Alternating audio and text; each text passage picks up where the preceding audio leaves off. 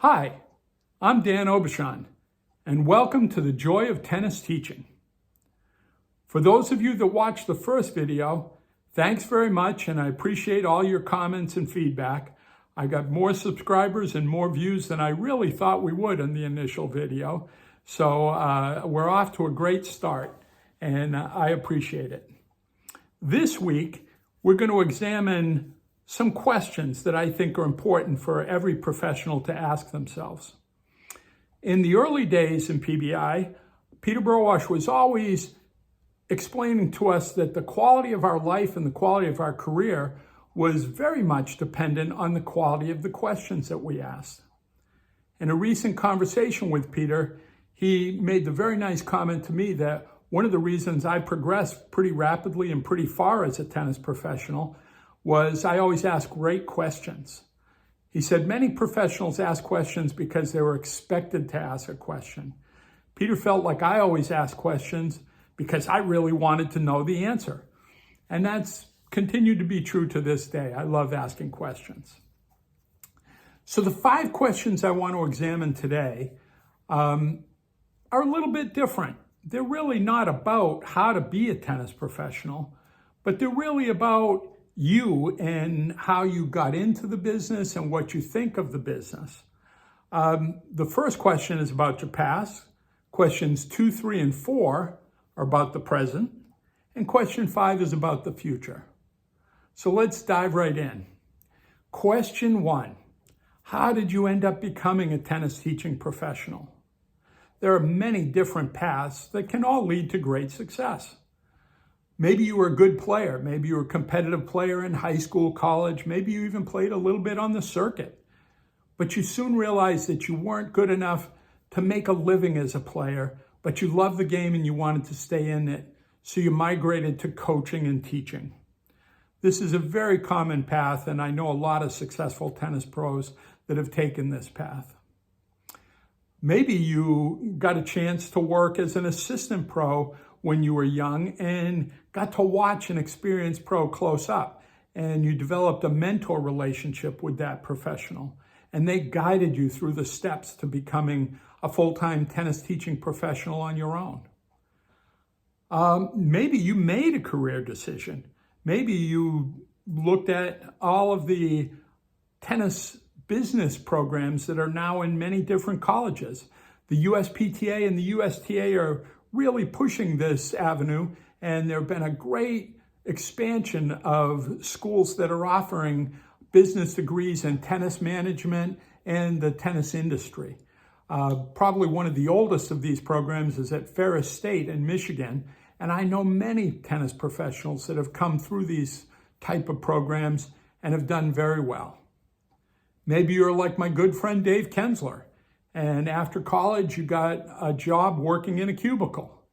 And after a little while you looked at your life and you looked at the opportunity to maybe teach tennis in Tahiti and Hawaii, and you thought, geez, that might lead to a little better life than working in this cubicle.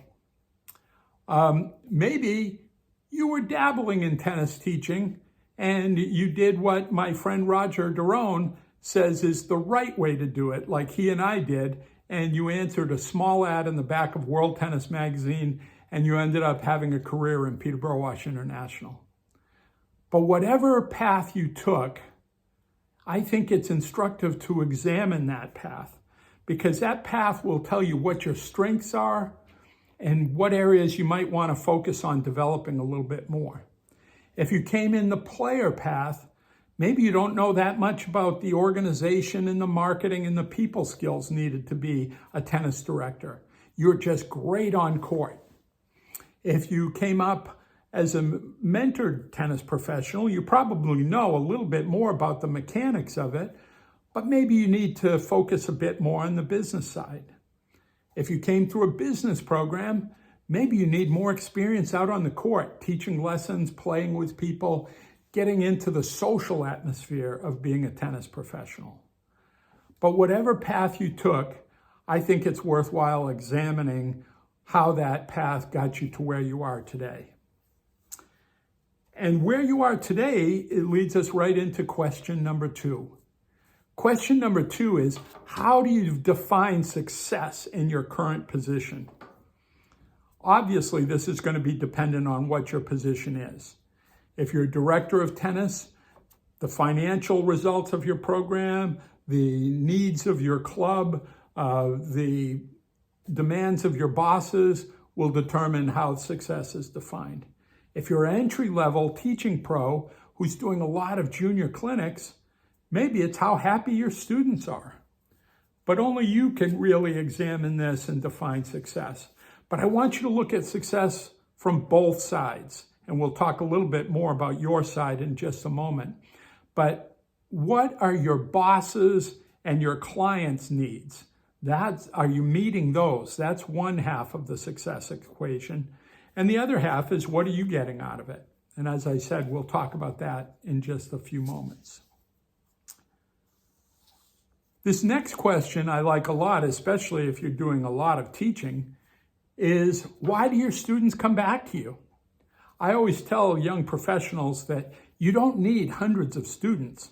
You just need some students to take a lot of lessons, and then you'll be a great success financially in this business. But why do students come back? And I think it's worthwhile to ask the question, why do students take lessons in the first place? Every time I ask this question of a tennis professional, I get the same answer. Students take lessons to improve. Do they really? I mean, yeah, competitive players want to improve. Juniors maybe want to improve. But even they, I think, are motivated by something else. We've all seen the students that have taken lessons for a long time, and their game really hasn't improved that much.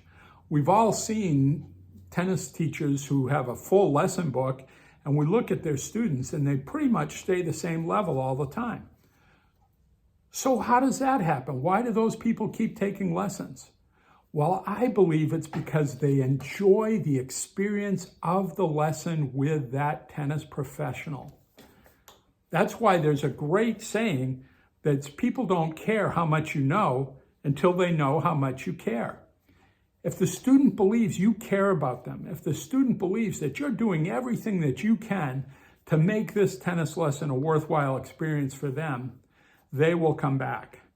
So if you are not experiencing the level of repeat business that you think you should, that's where I would focus my attention, is what is the experience of the tennis professional? If you can focus in on that, you'll develop a lot more repeat business. Question number 4, and this is the other half of question number 2. What do you get out of being a tennis professional? What turns you on about this job? This job can be hard. The hours can be difficult. The pay maybe isn't the greatest. It's physically demanding. So there's got to be something that you love about this. Well, for me, it was always the experience of getting the feedback from the students, of seeing that aha moment where a student really got what I was trying to teach them. But you have to define that success for yourself. Is it advancing up the ladder, becoming a head pro and then a director of tennis? Is it working at bigger and better places? Is it working with top juniors? Is it developing and working with professional players? Is it seeing your ladies team go to the nationals? Only you can answer this question, but I think it's really an important question to take a look at, because this question is going to really determine your satisfaction with the job, which will lead us to question 5 in just a moment. So ask yourself this question: what is it that I get out of being a tennis teaching professional? I've asked this question of a lot of pros, and I've never had anybody give me an answer straight away. Usually they give me a very blank look, like, what do you mean? They've never examined it. I love being on court. I love being able to keep hitting the ball. I love staying involved in the game. I love seeing my students' happiness. There are a million different reasons why and how you would get something out of this experience of being a teaching tennis professional. but I think it's very valuable for you to ask that question. What do you get out of it? And finally, we come to question number 5, the future. What is it that's going to keep you in the tennis industry long term? It might be related a little bit to question number 4, what you get out of the business. I remember when I was training professionals for PBI, especially later in my career, year 20, 22, 25, young professionals would always ask me the question, how did you know you were going to do this for over 20-something years? And the reality is, I didn't know. I was just like any other young pro. I was trying something new. I had no idea what the future held. But I just focused on question number 4, what I was getting out of it, how much I enjoyed the process. I was learning, I was growing, I was getting better at a new craft. And that kept me coming back for the next year, and then the next year after that. And I don't know, maybe 4, 5, 6 years down the road, then I started to think about it more of a profession than just a really cool job. And it is a cool job. It's a great job. It's a wonderful job. I hope it ends up being your career forever, because we need more young, vibrant tennis professionals who will stay with this career forever. But even if it's a short-term job, it can be very valuable for you. I remember one case where I was training a very talented, bright, young tennis professional, and the executive vice president of PBI came to me and she asked me, she said, what do you think? Is he going to do well in the company? And I said, he's got the potential to be a superstar in the company, but I don't think he's going to last long in PBI. And she said, really, why not? I said, well, I think he's going to like PBI, and I think he's going to do great, but he's extremely bright and extremely ambitious and extremely driven. And I just bet he's going to go on and do something really big for himself in the business world. Maybe in tennis, but probably outside of tennis. And I call that one. He's become an extremely successful business person, and now he's a mentor to many other business people. So Sharon, I hope you enjoyed this video, and I look forward to chatting with you about how I can do better. So that's it. 5 questions to examine where you fit in the tennis industry. How did you get here? How did you become a tennis teaching professional? How do you define success in your current position? Why do your students come back? Why do they like you? What do you get personally, intrinsically, internally out of being a tennis teaching professional?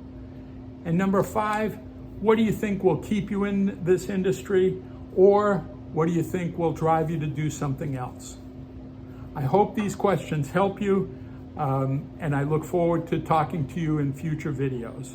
Once again, thanks so much for your views, your likes, your subscriptions. I hope you will ask questions and make comments about what you'd like to see in the future on this channel. And I hope that you will continue the joy of tennis teaching.